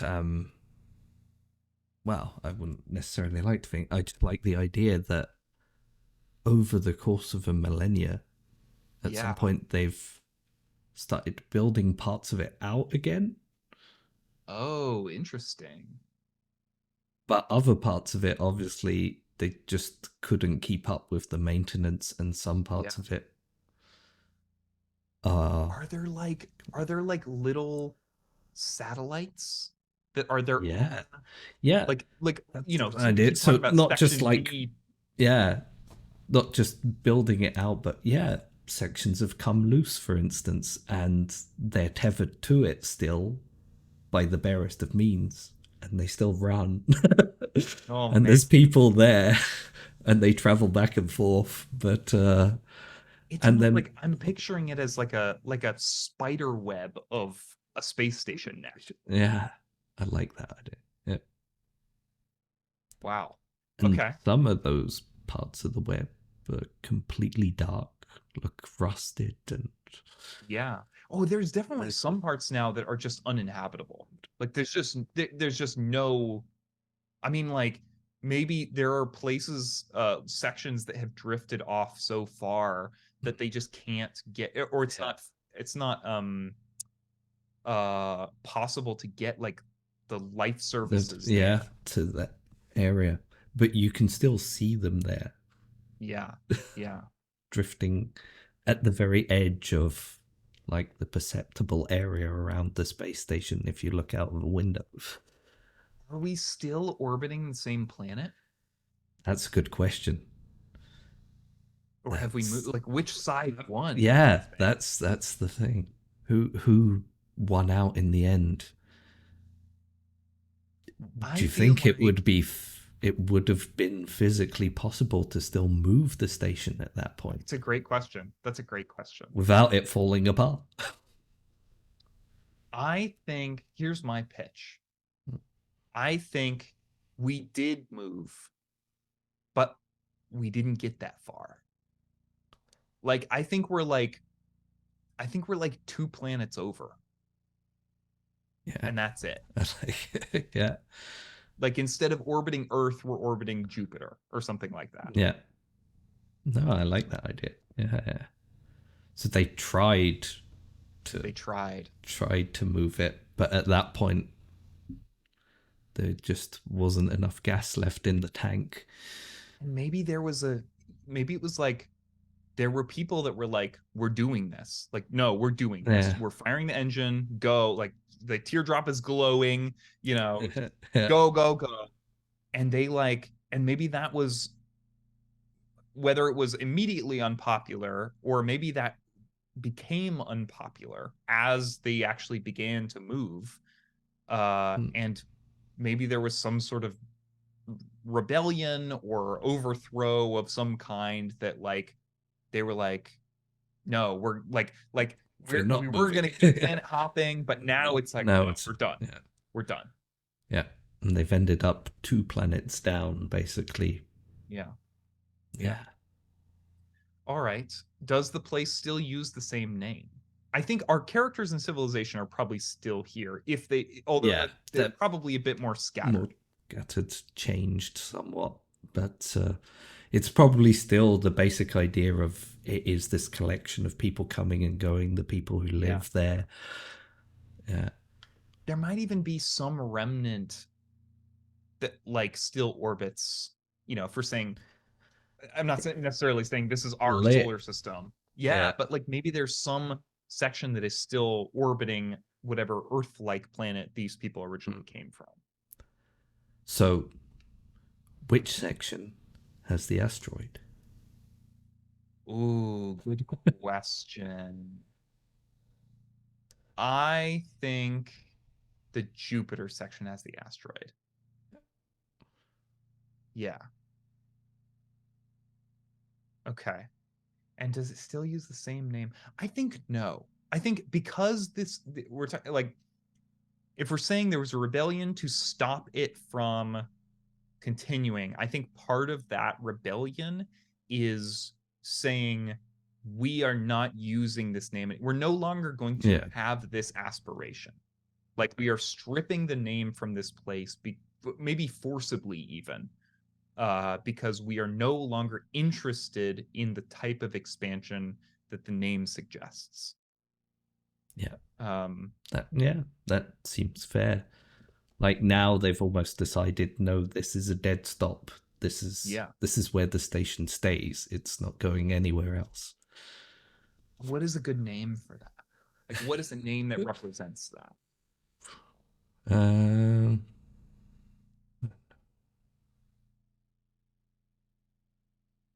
what do we want to use for that? I'm wondering, like, thinking like calcified or something, like Yeah, not that yeah, not that word specifically, but something that represents that concept, or like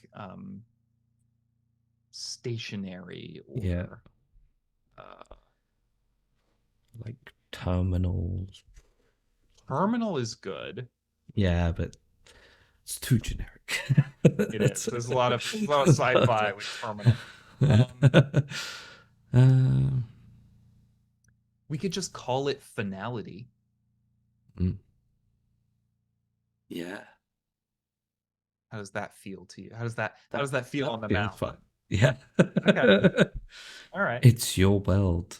I'm just Say that. It's our world. It's our world. it's our world. I know, but you know, I'm here to That makes facilitate the world. sure. Sure. All right. Let's call it finality then. Finality. Yeah. I like that. It has a kind of there's something about it that has a resonance. What do you think the teardrop looks like now, though? It's probably dark, right? Or darker, maybe. Yeah, It's like I the like colors are a little just unsaturated. like someone's put a darker shade filter over it, and it's Mm-hmm. just kind of there's a faint glow to it still, Yeah. but It's yeah, not, I think fewer people come to see it. probably It's not this beacon yeah. like it was. All right. What's changed? All right. Let's see if there's anything else we need to do. After answering these questions, resume the normal pattern of play. Okay. So I think it is your turn, because I Okay. technically drew the 10. Yeah. Watch us draw another 10 immediately. Ooh. That's no. A three. Now, Three. first three. Let me just scroll all the way back to Oh, this is put a good that one. down there. Ooh. What do people listen to and perform here? What is considered the folk art? Ooh, that is a good one. Um, I think based on the state of the station now as it is Yeah. and the way it got there, there's definitely been a shift in art. Yeah. I could imagine them also being more interested in building things out of the parts that don't work anymore and creating Sure. something new out of that, Yeah. or Trying to some recycle kind of or art upcycle. out of Yeah. that, yeah, Yeah. to give it some use, because otherwise you have these really depressing dark areas that are just hanging there right next to you. Right. um but what do people listen to? Is there some kind of music that is only like that is only possible because of the ship being the way it is? I mean, I suppose we could add an aspect of like folk drone in there. Mm, As you have a constant droning background noise yeah, from the right. machines, and then they use music to overlap onto that, but they use the Sure. constant droning sounds of Oh, the they're using machines as that as part like of the it. bait. Yeah, Oh, that's yeah, cool. That's cool. I like that a lot. And obviously that drone is probably different in different parts of the ship. yeah, So yeah. Because maybe they there get are like different types of music, music. Yeah, like, oh, if you hear something with like a specific bass drone, you're like, oh, I know this music came from the yeah. And people can pick fucking, out the area. yeah, yeah. It's like, oh, that's agricultural sector music. Yeah, That's yeah, cool. That's cool. Cool. All right. Let me draw another one. And then I think maybe we do after this one, maybe one more each, and yep. then we Okay, call it. Does I that work for you? think that's yep. That's fair. Yeah, Cool. we're getting towards that time. A 9. Wow, we really have drawn Really? all of Yeah, the order here. Let's do this. yeah, Okay. 9. What does 9 say? The first 9 says, "What do people eat and drink here? What is considered traditional?" Uh, well, they only eat and drink when there's no fucking blackout going on. yeah. Which is probably Um, more frequent now that yeah, teardrop really isn't in sure. great shape.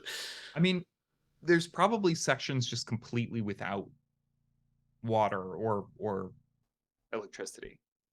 Just maybe, and there are probably people who still live there, but Yeah, they just that those areas specifically have somebody made the choice or some connection got faulty and no one's been able to fix it. What do people eat? I think that there is, oh, I know what it is. You know those flowers? Those flowers that popped up everywhere? yeah, The like greatest moment in this thing's yeah, history. Something people still a millennium later talk about, and they talk about with the reverence of divinity. As though this were some sort of divine blessing. And to yeah. be honest with you, they probably conflate this with Jason coming back, even though those events don't take Well, they didn't take place yeah. right at the same time. With a millennia of hindsight, it seems almost as though those events like There took could have place been, simultaneously. yeah, 100-year gap in that, but Right. looking at it a millennia away, it almost Looks the seems like they same. happened. Yeah, Yeah. yeah, I like that. Um, And and I especially think, because, yeah, they probably can't. That they're never going to experience something similar again with the right. state of the station. Yeah, right. Right. It seems like this utopian past. Yeah, But I think these flowers are still here. In at least in some sections of the ship. And yeah, I think they are edible. And so I think people these are like very traditional meals and maybe even associated with some form of like religious, you know, uh imbibement of some yeah. kind. Maybe there's even, thinking about what they drink, maybe there's even like an alcohol that is brewed with these flowers or something as kind of the base. Um, yeah. So, do you see it as more of a rite than as something that they commonly consume, but more like, No, I in I think like this is every like Friday you eat flowers because it's I a think it's more like that. ritual. Yeah, Yeah, I think it's more like um it's more like, once a week, you have these flowers or like, and I think there's probably some prominence given to them if there's some sort of like religious holiday or something like that. Maybe there is like, you're supposed to eat flowers for every meal that day or whatever. But I don't think they're uncommon. I think they are still widely available. okay, And yeah. thus probably make up some extent of these people's diets. Mm, okay. Um, that is a question as well. Yeah. When you're doing this kind of thing, like world building, how many aspects of like real life things or influences do you find yourself drawing from? Hmm. Or are there other things that influence you that you pick out and use or find yourself using more often?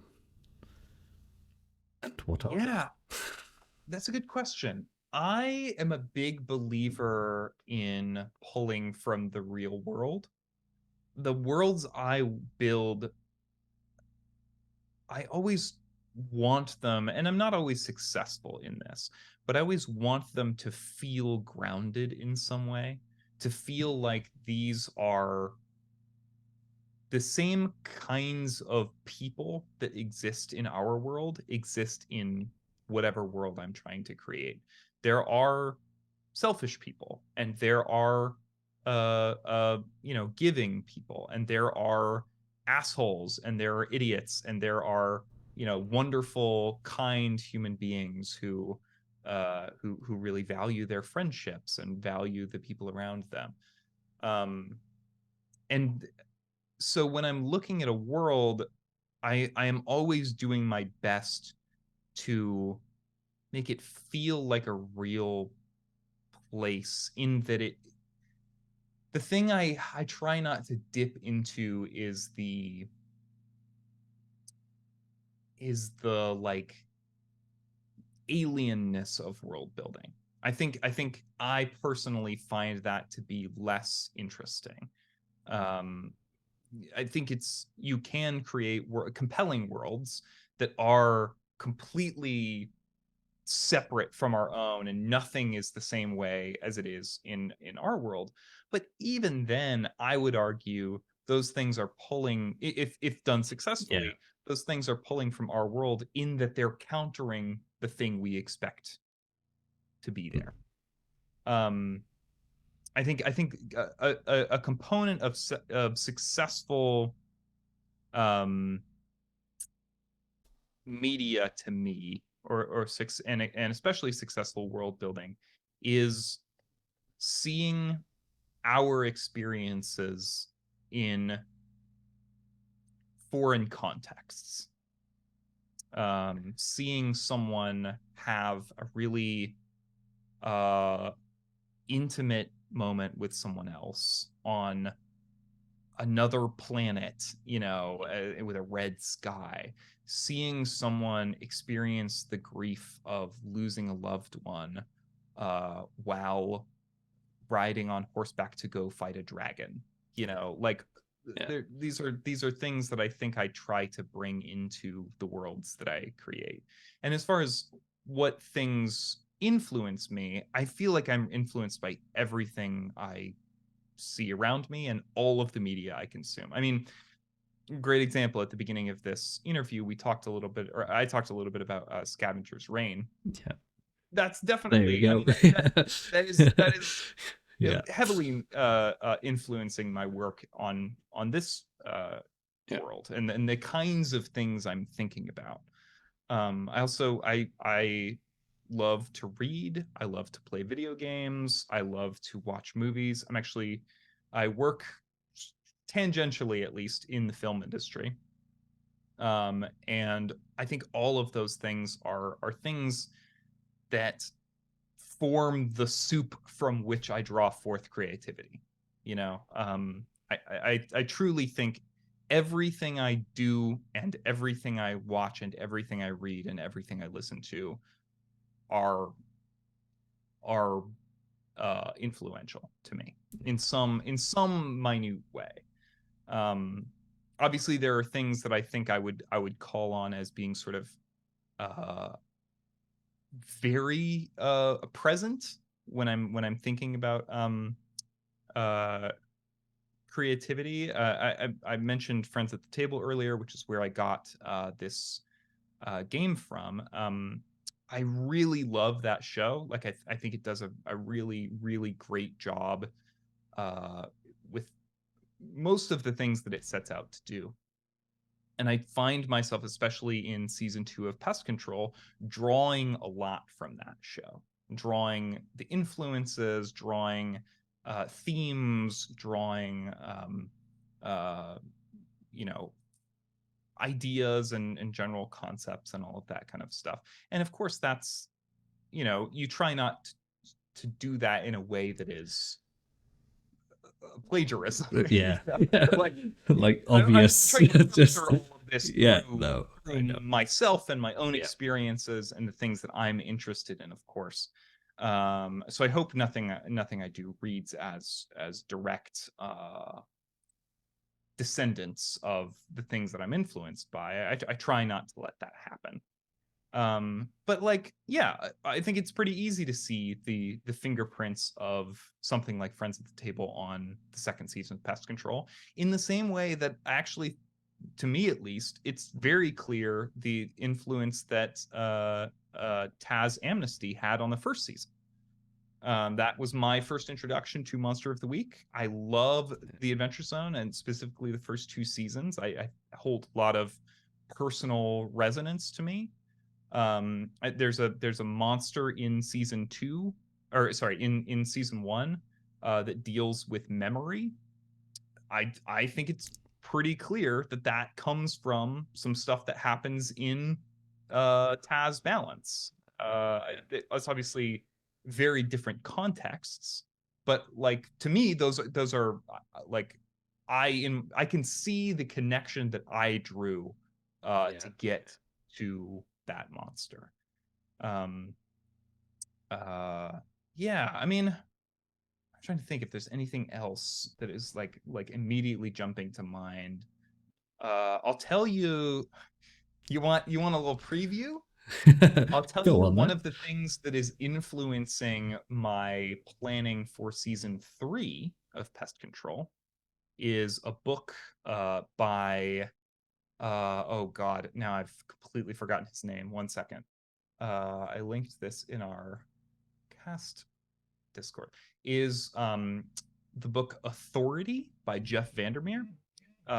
His name might sound familiar. He is the author of Annihilation, and Authority is the sequel story to that.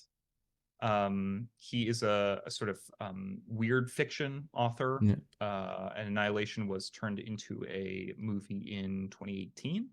I think both the book and the movie have a lot of very divergent, very interesting ideas.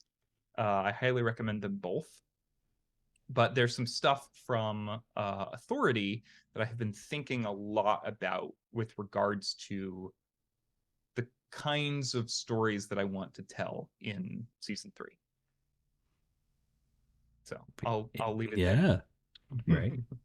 Interesting to see where that goes then. Yeah. And everyone has plenty of time to read already before Oh yeah, season you've 3 got like, comes. listen, we're not gonna finish this season until probably early fall next year at the soonest. Yeah. So you got time. Yeah, okay. Even if you're a slow reader like me, Yes. you Yes. like piles of books that I intend to I'm read. also, oh my god, my girlfriend is like, she's the fastest reader alive. It's ridiculous. She will chew through a novel in like, a day or less.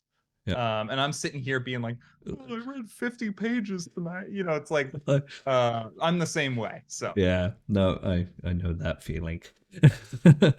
My wife is exactly the same. Like, oh, I've read 4 books this week. Oh, right, yeah. okay. My girlfriend, yeah. I'm still on the same one I was on last month. I was like, one of my goals for myself this year was that I was going to read 12 books, one month. 1 month. And I'm going to hit that goal or exceed it, which is a great feeling. And I'm looking over at my girlfriend. She's got like, just 12 books on her nightstand right now. Yeah. So yeah. all right. Yep. So I've drawn a card, and it ended up being a 5. So it's our first 5. Let me find the 5s. Ooh. 5. What are the stars like in our place? The sky, the weather. Do we have weather? Um, at this point, I like the idea that like certain parts of the station, there's just things dripping down, so you have Mhm. like a kind of idea of rainfall. Sure. It might not Yeah. be water. Is But there in is other there like places, no, go ahead. things are probably still quite well maintained. There will be sections that are running well, Right. and you probably have to have some kind of weather for the central asteroid part if they want to That's what keep I it was going. thinking. In like grocery stores where over the produce section where Yeah, it does the like thunder rumble and then it yeah. like sprays the water? What if it's Have like little that over the humidifiers. Yeah, Yeah, right, right. yeah, What is it? What if it's like that over the asteroid itself? yeah, yeah. Yeah.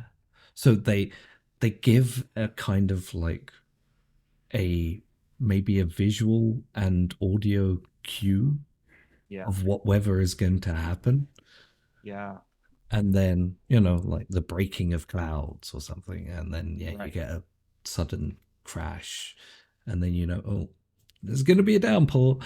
Yeah. Yeah, I Interesting. like it. Interesting. Yeah, and then other What about places the stars in the sky?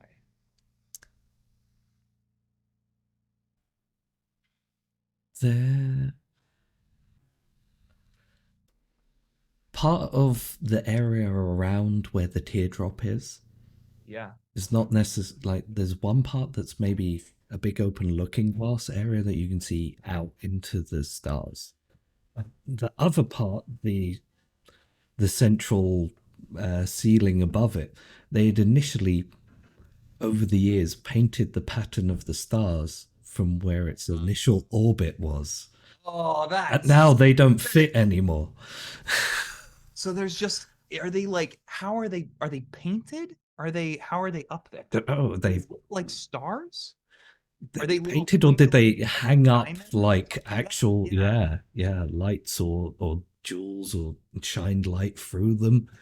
So Yeah, it I just like that looks idea. like in this one section of the ship, it Yeah, just looks like there's it's like like twice as many stars. oh yeah, but there's a dissonance now between the stars that they put up there when they were in the Yeah, initial orbit back on the yeah, initial planet, right, and the stars you can see from outside now because they've shifted, right. and they're Yeah, like not entirely lined up anymore. that's sick. I really like that. I really like that a lot. Oh, yeah, I imagine people looking up from beneath the teardrop and just seeing this and Yeah, thinking of the past. yeah, yeah. Yeah, And huh. there'll definitely be a group of people there that like take that as yeah, as a sign It of feels like like it things have feels like changed. there's in our world we have astrologers who claim to be able to read the future from the stars. I wonder if there are and who place a lot of importance on things like planets lining up or certain astrological Yeah, symbols aligning with each other. I wonder whether there are people on this ship who are like if the yeah. painted star and an actual And star one align, line again. that Well, means yeah. something to them. Adding to that, I like the idea that there may have been like one single mistake that one tired maintenance worker put up there. Yeah. Now that one mistake aligns Yeah. with It's that one always aligns with a that's what star we thought. for Yeah, some reason. And it's and maybe that's the and brightest one yeah, now. and then yeah, that same group of like yeah space kind of astrologers Oh, see Jason. that as yeah, Jason. I was thinking Jason Lights as well. Wow, Jason's really good. He's, Yeah. But yeah, they take that as a sign of like, yeah, this is an important thing that has happened. yeah, There's something to come here. yeah, yeah, Yeah. yeah. I like that a lot. Okay. I like that a lot. So All right. for your final card. My final act. Uh, this is our second 9. So, someone or a group leaves our place. Who are they and where? Sorry, who are they and why are they going? What do they take with them and what do they leave behind? Man, That's a big question. that's a big one. Yeah. Um,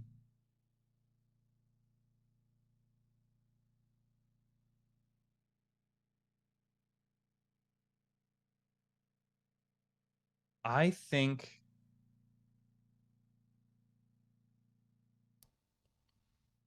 hmm, I think that there are people here who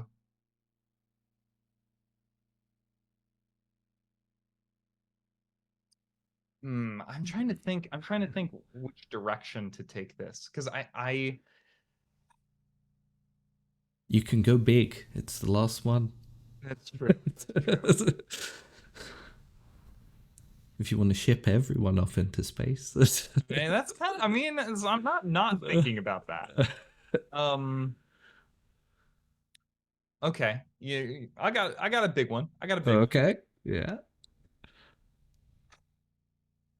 A group of let's call them originalists. People who believe in the sort of primacy of the world this group came from. They steal the asteroid from the center of they Yeah. blow up a section of the bottom of the ship and like rip the asteroid out of it. I love And it. they are attempting to take it back take it back to The the other world section it came that's just from. kind of like the remnants of the other section that remained behind. Yeah. And I think there is like what do they leave behind? A big fucking hole. Like a big fucking hole and a lot of maintenance problems. Yeah. And frankly, probably uh a lot of debt. Yeah. Definitely. And it also creates like a kind of fundamental problem for the people running the place because Yeah, they no longer have to provide that energy for the asteroid. right. Did they reveal that they could probably power the entire ship now, Right. or Right. do And they keep for these how long rolling? can Yeah, they? yeah, You know, I mean, can they grow food now? yeah. That's Like what will it's it? it seems like I don't know. It seems existential Yeah, as a problem. I mean it's a great problem to leave it on. Yeah. So that's the opener for season 4. Yeah, thanks for listening Yeah. to a jump forward in time to Pest Control season 4 coming to you in 2026. Cool. Yeah. Uh Okay. all right. In that case, yeah, that is a fantastic place to leave it, I think, Perfect. with everyone staring at this giant hole as the asteroid kind of veers off out into the dark. Just dragged behind these ship, Yeah. Yeah. Yeah.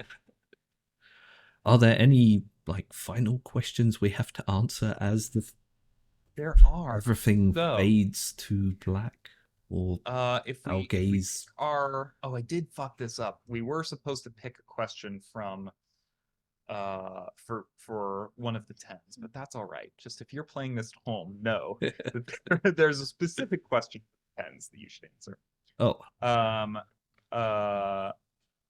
let's see. Ending the game. Where are you? Ending the game. Here we go. We're gonna pretend like we just drew the fourth 10. yep. When the fourth 10 card is drawn, the game is over, no matter the number of cards left in the pile or the stories that are in motion. Our window has fogged, and the clarity of vision we had into our place is lost to us. It may feel sudden, but in truth, there is never a clean exit. Places go on forever, building narrative by their mere existence. However, just because we cannot know for certain what takes place after the window of our game does not mean that we cannot make some conjectures. After all, this is a game about long traces over time. By watching our place with such attention, maybe we have learned to predict what could come to pass. As a group, without cards, decide on the following. What happens tomorrow in our place? Who wakes up? Does anyone? What do they see? And what is the feeling they get from the world?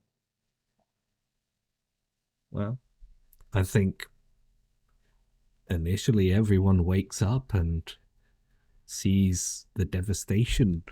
Disaster. Yeah. Yeah. And then, yeah, what there's going to be a lot of anxiety and a lot of worries in the place because they don't know what tomorrow's going to bring now. Like you said, can they still keep providing themselves with food? Yeah. Can they keep the ship running? Well, the space station / ship running with a big hole in it. Right. Are they bleeding off oxygen and gases and water into space now? What? Yeah. I assume. I mean, I have to guess that they are. To some degree. Probably. Yeah.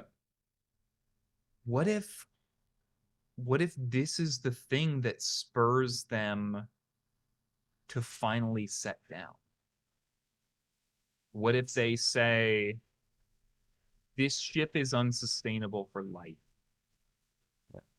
This planet that we're orbiting, let's say it's not a Jupiter, let's say it's like just a large rocky world of some kind, a Mars maybe, or a Pluto or something. But yeah, we have to set down or we're all gonna die. Yeah. And this is the colony. This is the birth of the colony that the ship, the ship was promised when it was created. Yeah. They finally light the fuse. They finally light the fucking fuse. They're sparklers. Everyone has sparklers. And yeah, will they make it down? And if they do, I like to think that the teardrop will go dark just a moment after. Completely. Yeah. After they set down. Maybe they bury it. Yeah. Maybe they give it a funeral.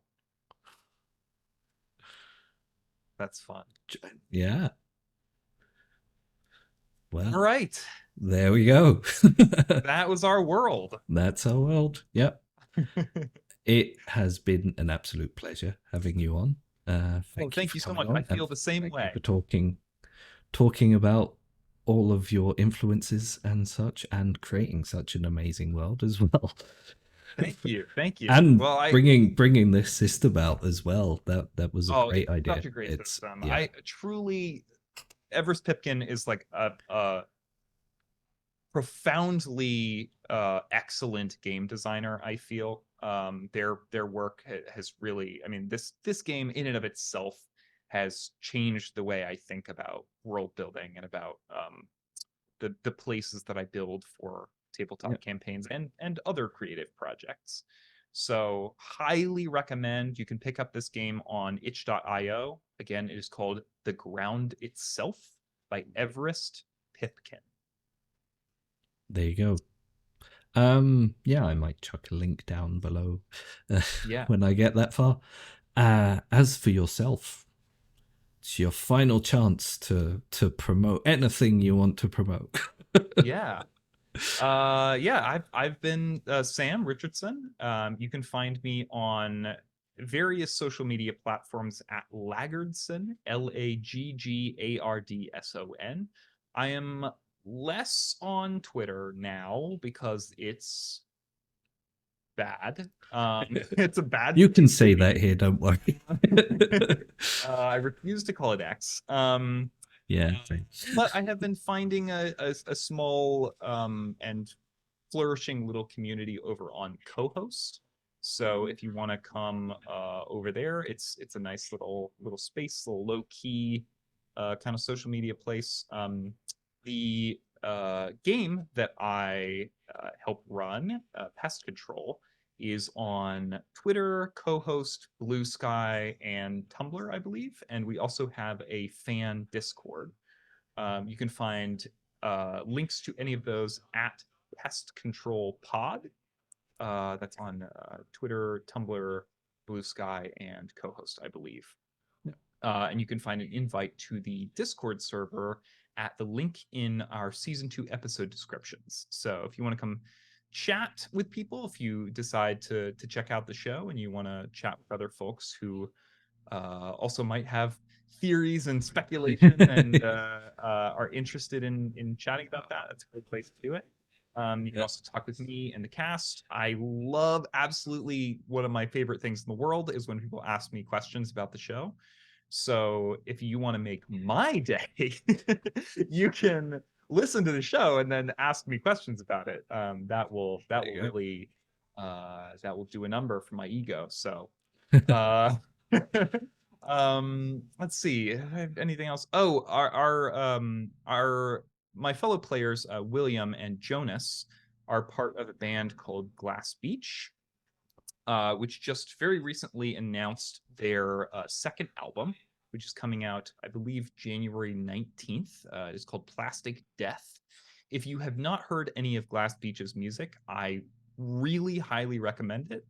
Both William and Jonas, as well as their other bandmates, are all excellent musicians. And William and Jonas actually compose a lot of the music for season 2 of Pest Control. So if you're hearing stuff on there where you're like, oh, this is good, I like this. Guess what? There's a bunch more, even better stuff, I would say. They are so their album Plastic Death comes out January 19th. You can also go listen to their first album, which is entitled The First Glass Beach Album, on Spotify, Bandcamp. Yeah, right. And a bunch of other places. They are I mean, just speaking personally, like, independent of being friends with them, their music is really fucking good. So go check it out. They also have a tour coming up. I believe the tickets are going on sale like today, or like in the next couple days in November.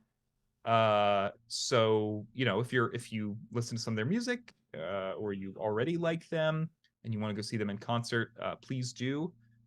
They have asked everybody to please be very COVID conscious about coming on tour with them. There's a lot of musicians in the past couple of years who have had to cancel tours or delay things because one of their band members gets COVID. And doing a lot of traveling and playing in front of crowds is certainly a risk factor for that. They don't want anybody to get COVID at their events, and they certainly don't want to get it and have to delay the rest of the tour. So definitely go to. I've been to one of their concerts before. It fucking ruled. It was here in LA at the Echo, I think, and it was amazing. I had an absolute blast. Highly recommend seeing them in person. It's transcendent. Yeah, I think that's probably it. Okay, I'll have to wait for the European tour, but sure. Hey, listen, they if all goes well, I would not be surprised, is all I'll say. I would not be surprised. Yeah. Thank you so much for having me on. This was a real blast. I love doing this. Very welcome. It was awesome fun. Yeah. Thank you. All right. Yeah. Also, for everyone, I'll probably drop some of those links down below as well, so then people can find you wherever you go on the internet. Wait a minute, hang on now. Yeah. And check out that music. Okay, so thank you from me, and thank you everyone watching. So good night from us. Stay safe, stay gaming. Thanks, folks.